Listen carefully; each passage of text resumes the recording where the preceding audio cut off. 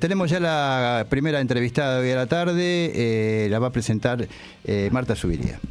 Hola, ¿qué tal? Buenas tardes. Sí, tenemos en línea a Jos Mendoza López, coordinadora de monitoreo y evaluación de Fundación CES, que es una organización por la promoción y restitución de derechos de adolescencias y juventudes que ha elaborado conjuntamente con el CEPA un muy interesante monitor que toma el tema de la desocupación juvenil.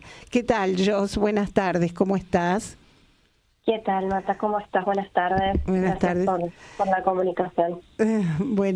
Mira, nos parece sumamente interesante lo que estuvimos viendo de este monitor, de esta información, y queríamos saber, en base a qué datos pudieron ustedes hacer ese desagregado de desocupación específicamente juvenil.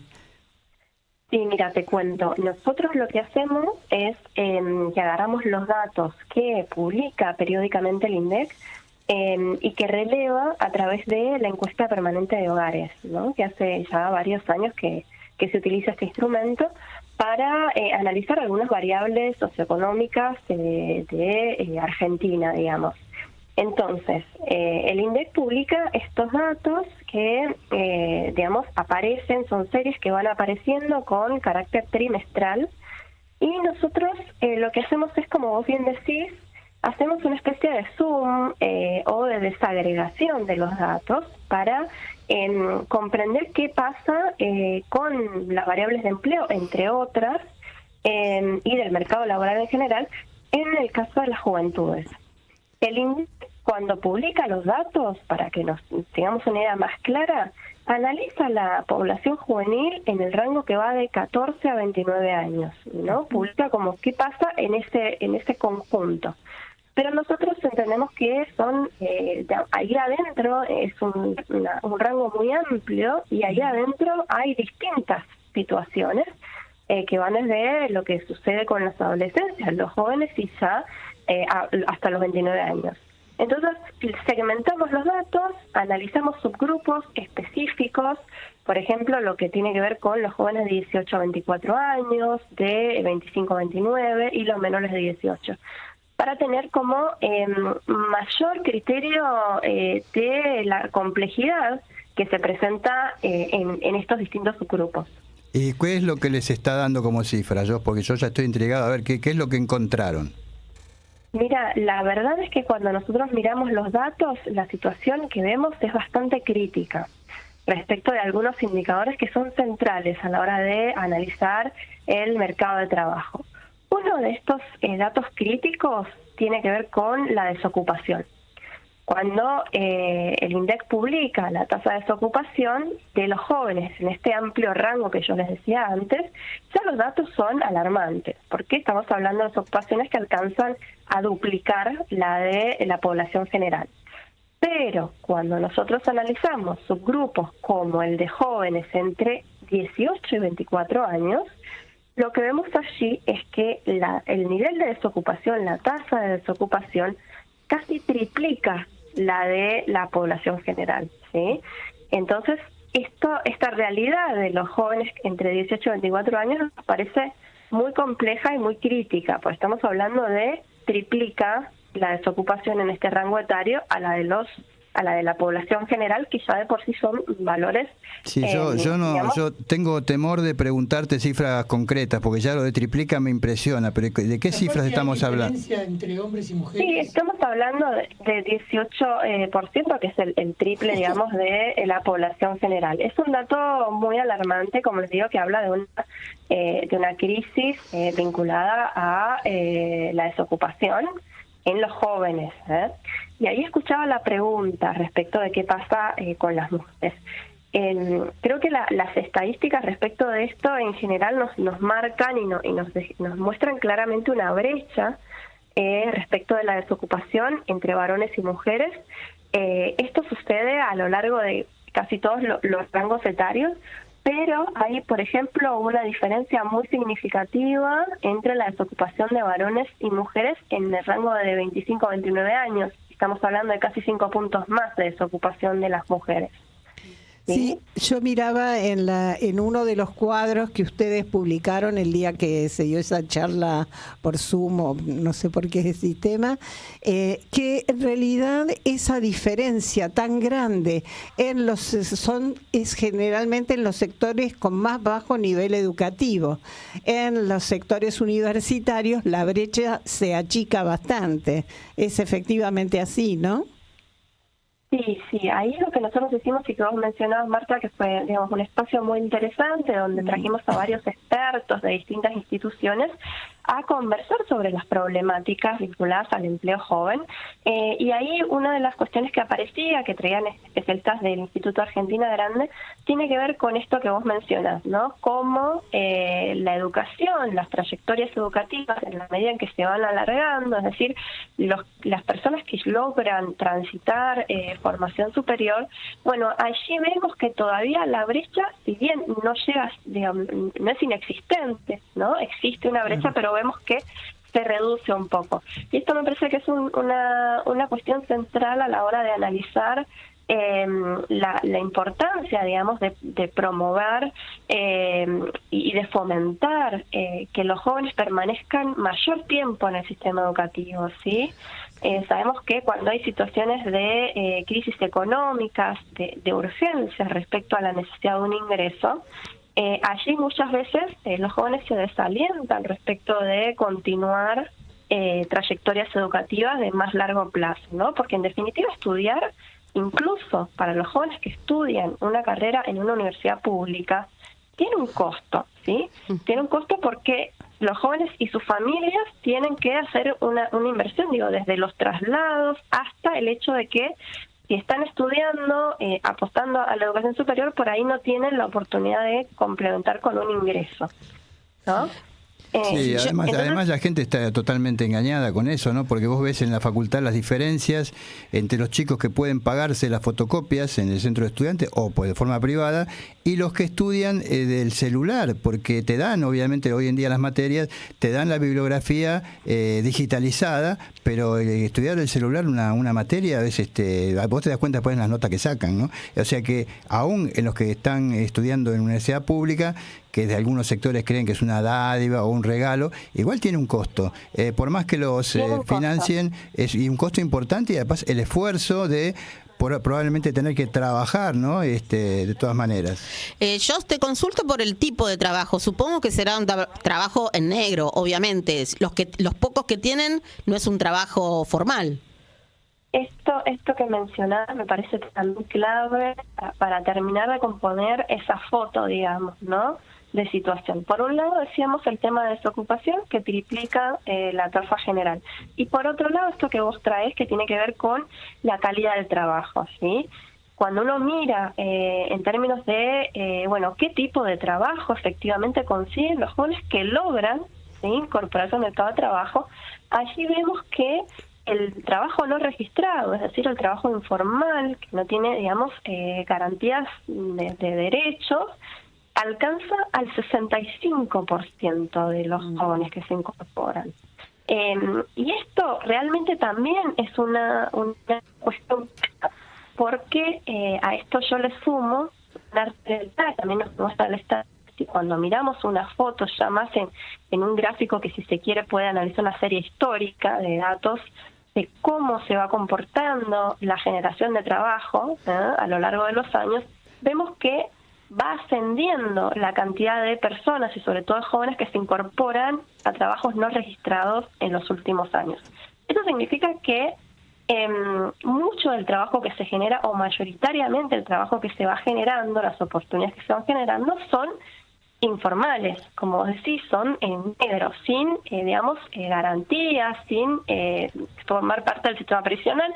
Entonces, uno lo ve cuando analiza que primero que los jóvenes son los que principalmente tienen esta opción de trabajo no registrado, trabajo informal. Y segundo, que a lo largo de los años vamos viendo que va aumentando la proporción de personas que se incorporan en esta condición al mercado de trabajo. Lo cual agrava la foto, ¿no? Esto que hablaba de la foto y cómo se va componiendo.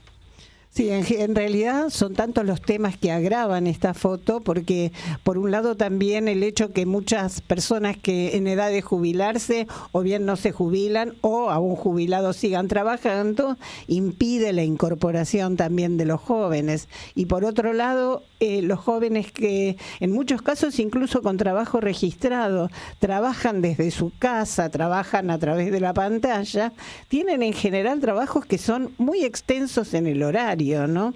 Lo cual también manifiesta una baja calidad. Sí, sin duda, hay muchísimas, eso que vos traes es muy interesante y que nos ponen sobre la mesa, digamos, distintas capas de complejidad de la cuestión.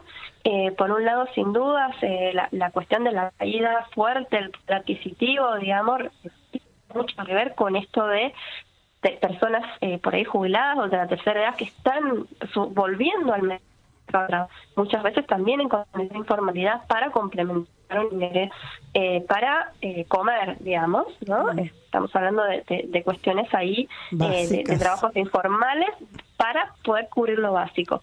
Efectivamente eso sucede también que el tipo de oportunidades, como vos decís, que pueden aparecer desde el lado de la informalidad, por ahí no alcanzan en términos de ingreso, en términos de satisfacer expectativas.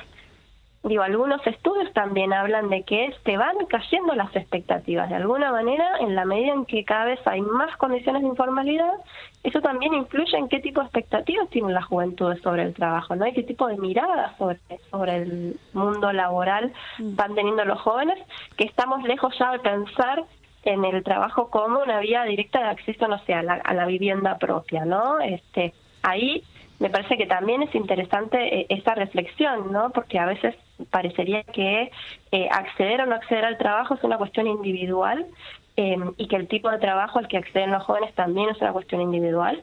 Sin embargo, los datos nos dan una idea de que hay problemáticas sociales, estructurales, pero también agravadas en los últimos tiempos, bueno, por medidas que se han tomado y otras que no, otras que no se han tomado, para por lo menos atender a estas problemas, digamos. Sí, evidentemente es toda una gran trampa del sistema, porque después te dicen que el sistema jubilatorio, por ejemplo, es inviable porque no hay suficientes aportantes, y por otro lado no se generan los puestos de trabajo y se fomenta que los chicos o trabajen en negro o hagan cosas, trabajen en la informalidad. Uno ve los repartidores de las aplicaciones y de cada 10 que podés ver, 9 son menores de 30 años y muchos son de alrededor de 20, ¿no? Algunos con moto, otros con bicicleta. Y ya lo toman como su estilo de vida, sin contar que los más grandes, ya nos vamos al tema juvenil, tienen un empleo totalmente uberizado, para decirlo de alguna manera, informal, tanto trabajo, tanto cobro. Esto nos lleva a una sociedad realmente como una sociedad que cae en una gran trampa, ¿no? Y los chicos, vos decías recién, 18% de desocupación. Teniendo en cuenta que ustedes trabajan con datos oficiales del INDEC, uno tiende a pensar que en realidad la cifra debe ser mayor, ¿no? Es decir, es imposible de no pensar que, así como la inflación que uno ve en el supermercado es más de lo que nos dicen, también esto puede ser mayor. O sea que el riesgo para el futuro del país es muy grande, ¿no? Totalmente. Ahí, bueno, varias cosas que vos mencionás muy interesantes. Primero, la cuestión de cómo se sostiene el sistema previsional me parece que es un debate de fondo y que requiere activar muchísimas estructuras desde el Estado incluso para tratar de captar la renta allí donde está, digamos, en la medida en que se genera trabajo informal. También hay, a la vez que trabajadores que, digamos, están ejerciendo digamos, desarrollando su labor, su trabajo, en condiciones que no les garantizan derechos.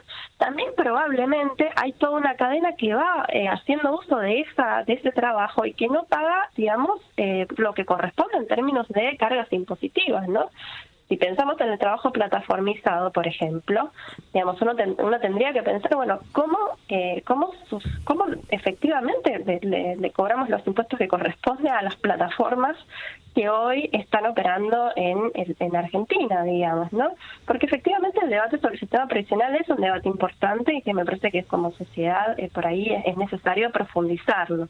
Y Eso además por te un hacen lado. retroceder, perdóname, te hacen retroceder en materia de derechos generales de la sociedad, ¿no? Porque todo este sector de chicos y también los que son más grandes y están trabajando uberizados, vos le decís, che, van a hacer una reforma laboral, nos van a sacar las vacaciones. Y yo no tengo vacaciones, te dicen. Nos van a sacar el aguinaldo, si yo no tengo aguinaldo. Si me nos van a sacar las 8 horas, si yo no trabajo, yo trabajo 12, las que necesite. O sea que eso es un retroceso generalizado para toda la sociedad. Al respecto, hoy veía un informe que las plataformas están viendo que hay mayor oferta, o sea, mayor necesidad de trabajo de parte de la juventud e incluso de otros rangos etarios, pero que a la vez, al disminuir el consumo, ellos se tienen que achicar. Entonces, hay mayor cantidad de disponibilidad de gente y menor cantidad de posibilidades de trabajo.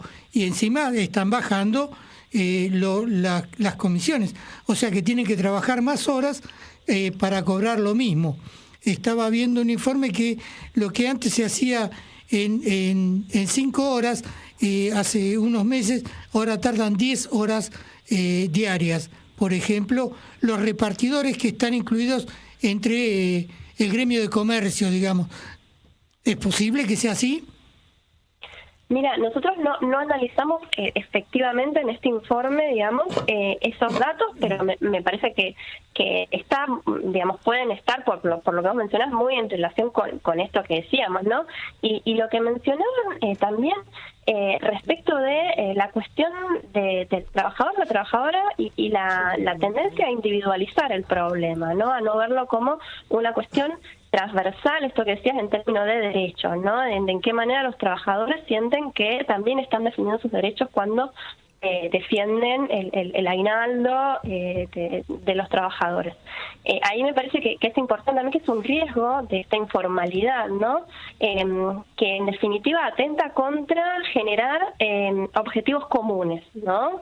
Que me parece que es central a la hora de defender derechos, y creo que por eso también a nosotros nos parece importante sumar al debate público estos datos, estas reflexiones, porque nos parece que también ayudan a entender la transversalidad de la problemática y salirnos de la cuestión individual que efectivamente sucede, ¿no? Por supuesto, a cada uno hay una historia en cada uno de estos jóvenes, pero en definitiva son problemáticas que atraviesan a unos colectivos importantes y que requieren también estrategias que sean estructurales y que estén enmarcadas en el plano de la política pública, que es lo que nosotros en definitiva sostenemos con mucha firmeza también, ¿no? Yo, sí, perdóname.